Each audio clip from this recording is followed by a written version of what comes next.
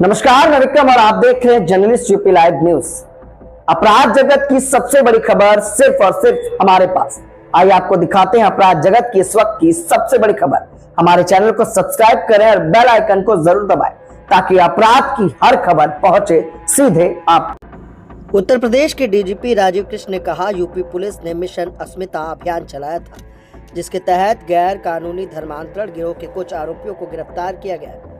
ATS ने मोहम्मद उमर गौतम उर्फ मुफ्ती जागीर आलम कासमी को गिरफ्तार किया। इसी सिलसिले में छांगुर बाबा उर्फ जमालुद्दीन के गैर कानूनी धर्मांतरण गिरोह का भंडाफोड़ हुआ। एटीएस और एसटीएफ की जांच जारी है। कुछ चौंकाने वाली बातें सामने आई है। जिहाद के लिए अंतर्राष्ट्रीय जिहादी फंडिंग प्राप्त हुई।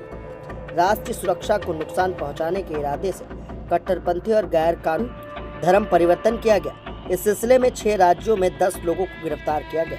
ये लोग खास तौर पर युवा लड़कियों को बहला फुसला कर लव जिहाद और धर्मांतरण के अन्य तरीकों से प्रभावित करते थे। गैर कानूनी धर्मांतरण का यह तरीका आईएसआई की पहचान। इनको एटीएस ने गिरफ्तार किया था।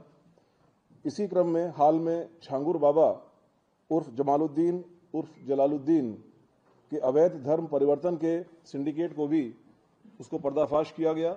एसटीएफ के द्वारा और एटीएस के द्वारा उसकी इन्वेस्टिगेशन जारी है, जिसमें कई चौंकाने वाले तथ्य सामने आए हैं। यह अभियान जिहाद के नाम पर अंतर्राष्ट्रीय जिहादी फंडिंग प्राप्त करने, रेडिकलाइजेशन की कार्रवाई करने और राष्ट्रीय सुरक्षा में सेंध लगाने के उद्देश्य से अवैध धर्मांतरण, डार्क वेब और अन्य नेटवर्क के जरिए गंभीर अपराध करने वाले अपराधियों के विरुद्ध है। इसी कड़ी में जनपद आगरा में हाल में ही एक उल्लेखनीय कार्य किया गया है, जिसके बारे में अभी कमिश्नर पुलिस आगरा डिटेल में बताएंगे। इस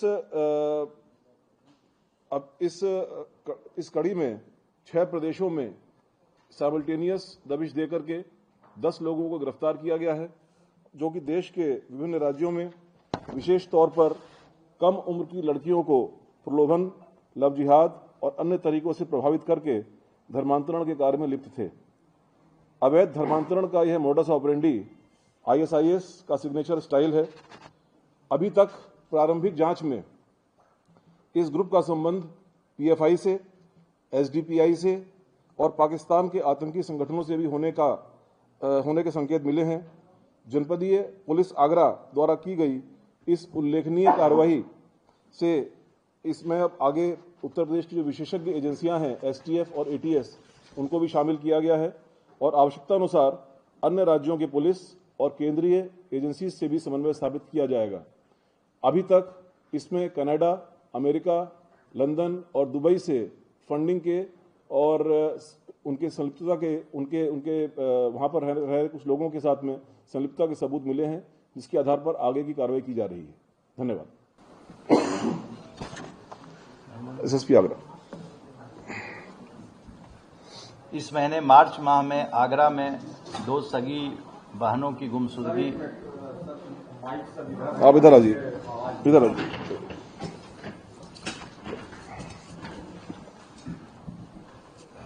इस वर्ष में मार्च माह में आगरा के सदर बाजार थाने में 2 सगी बहनें, जिनकी उम्र 33 वर्ष व 18 वर्ष थी, जिनका नाम अमीना और जोया था, उस संबंध में सदर बाजार थाने में गुमशुदगी दर्ज कराई गई। इस प्रकरण की गंभीरता को देखते हुए उसको जो एनबीएस की धारा है 87, 111, 3, 111, 4 जो बीएनएस हमारी है भारतीय न्याय संहिता, उसकी इन 3 धाराओं में और 3/5 उत्तर प्रदेश विधि विरुद्ध धर्म संपरिवर्तन प्रतिषेध अधिनियम 2021 जो बनाया गया धर्म परिवर्तन के लिए, इसके अंतर्गत मुकदमा रजिस्टर्ड किया गया सदर बाजार थाने में। तत्पश्चात जो हमारा साइबर थाना है, साइबर थाने में इसको ट्रांसफ़र किया गया और इसके बारे में पूरी जानकारी डीजीपी सर को और एडीजी एलओ सर को दी गई। इसके बारे में घटना के जब हम लोग तह में गए, जब इसको दिया गया, इसीलिए साइबर जो हमारी साइबर थाना है उसको, तो घटना के तह में जाने पर पता चला कि कई प्रदेश में कम से कम 6 प्रदेश ऐसे थे जहाँ पर जो लोग बैठे हुए थे, वहाँ पर ये लोग रेडिकलाइजेशन को बढ़ावा दे रहे थे, लव जिहाद में संलिप्त थे और इसकी फंडिंग विदेशों से होती है, जैसा सर ने बताया कनाडा से, यूएस से इनकी फंडिंग हो रही थी। घटना की इसको गंभीरता को देखते हुए डीजीपी महोदय के निर्देश पर मेरे द्वारा स्वयं इसका पर्यवेक्षण किया गया और एडिशनल डीसीपी हमारे एक आईपीएस ऑफिसर्स थे, वो इसको डायरेक्ट उन्होंने देखना शुरू किया और प्रतिदिन इस पर हम लोगों ने काम करना शुरू किया। घटना के संबंध में साक्ष्य जुटाने के बाद जो प्रकाश में 7 अभियुक्त आए थे उनके खिलाफ हमारे जो न्यायालय है आगरा की न्यायालय से उनके खिलाफ एनबीडब्ल्यू वारंट लिया गया तथा बंगाल, गोवा, उत्तरांचल, उत्तराखंड, दिल्ली, राजस्थान और वह उत्तर प्रदेश में 11 जगह पर हमने अपनी टीम को भेजा, जिसमें 45 से 50 लोग हमारे थे जो कि इस रेड की टीम में गए थे। इस पूरे ऑपरेशन के क्रम में हम लोगों ने 10 अभियुक्तों को अरेस्ट किया, उनको गिरफ्तार किया। इस नेटवर्क में लव जिहाद का उपयोग कर तथा विदेश से प्राप्त धन से धर्म परिवर्तन व रेडिकलाइजेशन के हमारे पास सबूत और साक्ष्य मिले हैं और यह प्रणाली जो है वह ISIS का जो सिग्नेचर तरीका होता है, जो उसका प्रतिरूपण है, जो ये करते हैं, वो ठीक उसी तरह से इस चीज़ को किया गया है। गिरफ्तार अभियुक्त का पूरे नेटवर्क में सबकी अपनी अपनी अलग अलग भूमिका है। किसी की भूमिका इसमें जो पकड़े गए हैं 10 लोग, किन्हीं का काम फंड प्राप्त करना है, किसी को उस फंड को चैनलाइज करना है, किन्हीं को सेफ हाउस उसको मुहैया कराना है, लीगल एडवाइस देने के लिए इनकी एक अलग टीम थी, नया फ़ोन और नया सिम देना, लोगों को प्रेम जाल में जो लोग उनको अपने पास फंसाते थे फिर उनकी शादी कराने के लिए और धर्म परिवर्तन के लिए सब्जबाग दिखाकर प्रेरित करने के लिए और उसके संबंध में जो डॉक्यूमेंट्स होता है, पेपर तैयार करना, ये सभी ये जो ग्रुप थे इसमें ये शामिल थे। अभी विवेचना हमारी शुरुआती स्टेज में है और जो अभियुक्त हमारे आए हैं एनबीडब्ल्यू पर, उनका हम लोग आगे पुलिस कस्टडी रिमांड लेंगे और विवेचना फिर आगे की जाएगी। Thank you.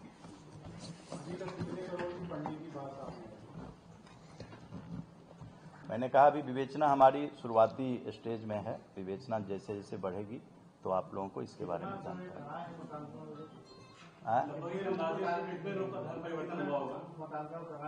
मतांतरण जो अभी तक की जो हमारी जानकारी है उसमें जो इन लोगों से अभी तक शुरुआती पूछताछ हुई है तो इसमें सैकड़ों लोगों के नाम इसमें आए हैं। जी, अलग अलग प्रदेशों से। जी, 6 प्रदेश मैंने नाम बताया, उन जगहों से। वहीं से दबिश देकर इनको गिरफ्तार सबको किया गया है। इसके लिए बाकायदा जो एविडेंसेस हमारे पास आए थे थ्रू साइबर इन्वेस्टिगेशन, उसको माननीय न्यायालय के सामने प्रस्तुत किया गया और वहां से वारंट लेकर के इन प्रदेशों में जो BNSS की प्रक्रिया है उसके अनुसार वहां पर लोकल पुलिस की सहायता प्राप्त करते हुए उनको गिरफ्तार किया गया। इन लोगों का मोडस ऑपरेंडी क्या था, कैसे कर रहे थे, कैसे? अगेन जैसा कि मैंने आपको बताया कि इसमें अलग अलग मॉड्यूल्स कह लीजिए कि हैं और इन मॉड्यूल्स में अलग अलग लोगों का अलग अलग रोल है और उसी रोल के तहत फंडिंग प्राप्त करना, उसको चैनलाइज करना, सेफ हाउसेस को एंगेज करना, ट्रांसपोर्टेशन के लिए अलग यूनिट रहती है और जो फ्रंट एंड पर है उसमें रेडिकलाइज करने के लिए अलग लोग हैं। तो ये सभी इसमें कुछ हम लोगों को इसके जो इंटरमीडिएट स्टेज के जो कोऑर्डिनेटर हैं या मुखिया हैं उनके बारे में जानकारी प्राप्त हुई है और उनसे भी पूछताछ की जा रही है। तो आगे के इन्वेस्टिगेशन में और चीजें सामने आएंगी।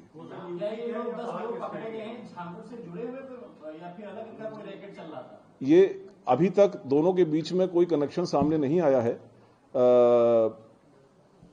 अभी तक ये ग्रुप सेपरेटली ऑपरेट कर रहा था, लेकिन इसका जो फुटप्रिंट है वो कम से कम इन 6 स्टेट्स में तो था ही और बाकी भी आगे इन्वेस्टिगेशन सामने आएंगी चीजें। मामले का मास्टरमाइंड कौन है और क्या वो गिरफ्तार हो गया है? जी, आगरा का जो मास्टरमाइंड है वो गिरफ्तार हो गया। नाम बता दीजिए। नाम सबके बता देते हैं।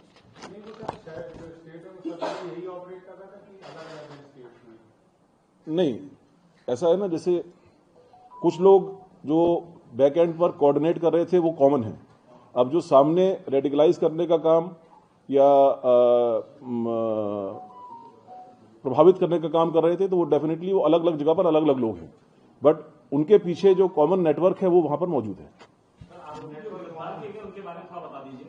अभी तो मैं उनके सिर्फ आपको नाम बता देता हूं क्योंकि उनका हम लोग आज पुलिस कस्टडी रिमांड ले रहे हैं, public knowledge, public document, but subsequent आगे जब जानकारी प्राप्त होगी तो बाकी डिटेल बताऊंगा।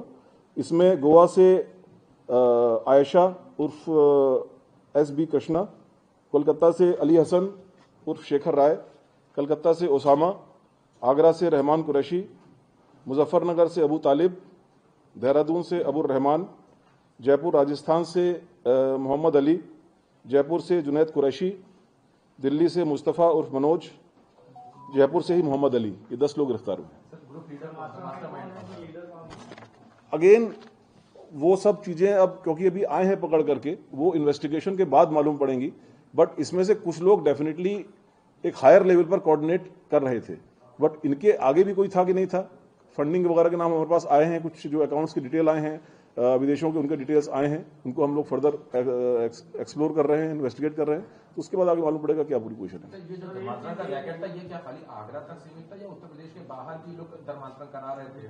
अगेन ये सब हमारी प्रिलिमिनरी इंक्वायरी है, अभी प्रिलिमिनरी स्टेज पर है अभी इन्वेस्टिगेशन। तो जो इनसे जो प्रारंभिक बातचीत हुई है, उन्होंने इस चीज को काफी जगहों पर करना और उसमें कई लोगों को सक्सेसफुली कन्वर्ट करने की बात स्वीकारी है, उनको वेरीफाई किया जा रहा है और वेरिफिकेशन के बाद जो एक पुख्ता जानकारी होगी आपसे शेयर की जाएगी।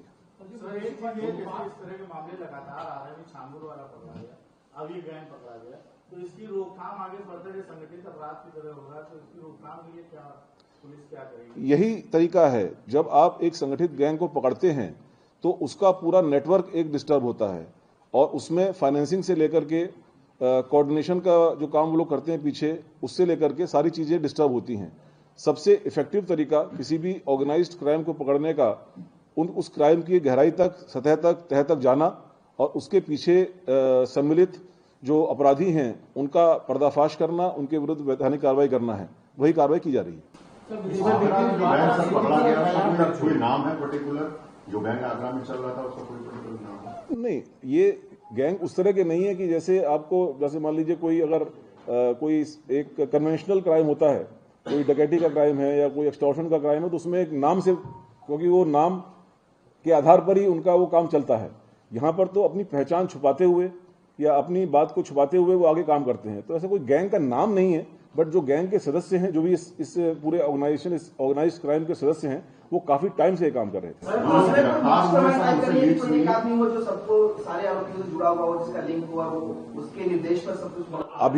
अभी प्रारंभिक स्टेज है इन्वेस्टिगेशन की। डेफिनेटली इस फूड चेन में ऊपर कुछ लोग होंगे, उन फूड चेन तक, ऊपर के लेवल तक पहुंचने में इन्वेस्टिगेशन की कड़ियों को आगे मिलाना भी होगा। उसमें इनकी इंटरोगेशन रिपोर्ट्स भी तैयार होंगी, उनकी इंटरोगेशन भी होगी, चीजों को वेरिफिकेशन भी होगा और उसके बाद ही जो आपका प्रश्न है उसका आंसर मिल पाएगा। जो लोग गिरफ्तार हुए उनसे कुछ लीड्स मिली हैं कि? जी हाँ, कुछ लीड्स मिली हैं। नहीं, वो अभी मैं शेयर नहीं कर सकता, वो अभी अंडर लाइव इन्वेस्टिगेशन है। जो अभी ऐसी लीड्स जिनमें हमको मिली हैं उनको भी मैं शेयर नहीं करना चाहूंगा। छांगुर बाबा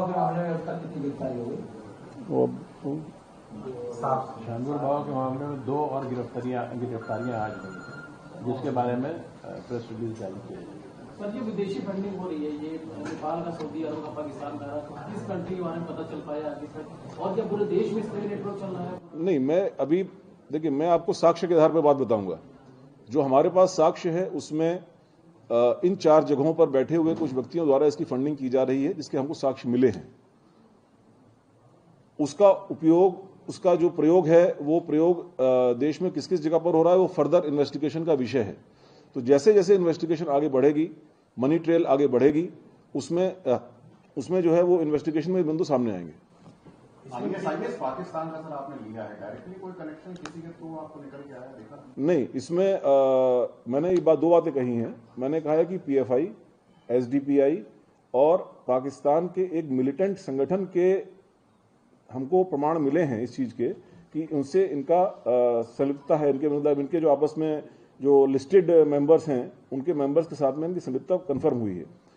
आईएसआईएस के बारे में मैंने कहा कि उनका ये सिग्नेचर स्टाइल है कि जिहादी तैयार करके, इसमें से एक जो कन्वर्ट है, जो 2 लड़कियां गायब हुई थी जिनको रिकवर किया गया है, उनमें से एक का उसके अपने चेंज्ड फेसबुक पर AK-47 के साथ फोटो है। तो ये जो स्टाइल है मुजाहिद में रेडिकलाइज करने का, ये स्टाइल जो है, मैंने कहा कि वो ISIS का स्टाइल है। क्या ये जो लड़के रेडिकलाइज कर रहे थे, क्या इनको फिर लड़ाका बना रहे थे? मतलब अभी it is too early to say. अभी तो जो एविडेंस हमारे सामने ये है कि भाई एक साइबर ट्रेल में उस साइबर ट्रेल में one of the victims she is holding AK-47 weapon and photograph उसकी मौजूद है, जो कि इन्वेस्टिगेशन का पार्ट है। बाकी आगे क्या स्टेज पर पहुंचे थे, नहीं पहुंचे थे, कैसे कर रहे थे, हम लोग इन्वेस्टिगेट कर रहे हैं। जो लड़कियां सब बरामद हुई उन्होंने कुछ बताया कि कहां गए? काफी कुछ बताया है, बट वो भी मैं शेयर नहीं करना चाहूंगा, अभी मैं शेयर नहीं करना